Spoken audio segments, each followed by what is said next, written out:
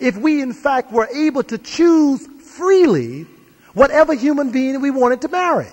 And I consider that to be a legitimate possibility and aspiration. And in civilized societies, I believe you can do that. But in a society like this, there is so much loaded meaning in the racial designations that no African American can choose a Euro-American without choosing the race primarily. I don't care what nobody says about love and all that other garbage. That's crap. You are choosing the image first because that's all that you've gotten in this society. You don't know nothing about white people. How you know? All you know is the image. You can't even... The realities that separate the races in this country are so rigorously defined that it would take you a lifetime to penetrate just the social distinctions to get to the real person. You all interact on the basis of your categories because that's what America has done for us. So the problem is this.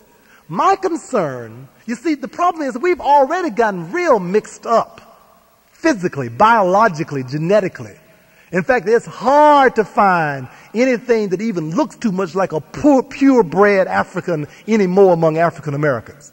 I mean, just look around. I mean, the rapes that went on here for the last 400 years are well demonstrated. We are all, it doesn't take but a couple of steps in any of our family trees, and we find the slave masters, the slave breeders, the foremen, and all the rest of them. So the biological mixing has been going on a long time. But that's not my problem. The problem that I have is the fact that we run the risk of losing the integrity of a cultural identity that can save humanity.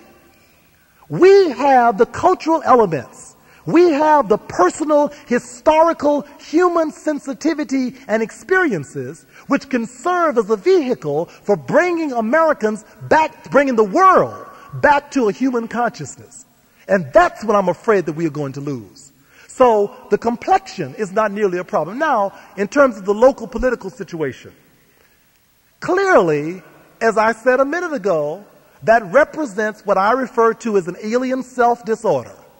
When one chooses someone other than oneself in a society where the choice has already been defined as not you, as opposed to your mama, as opposed to your sister, as opposed to anything that represents the best possibilities for yourself.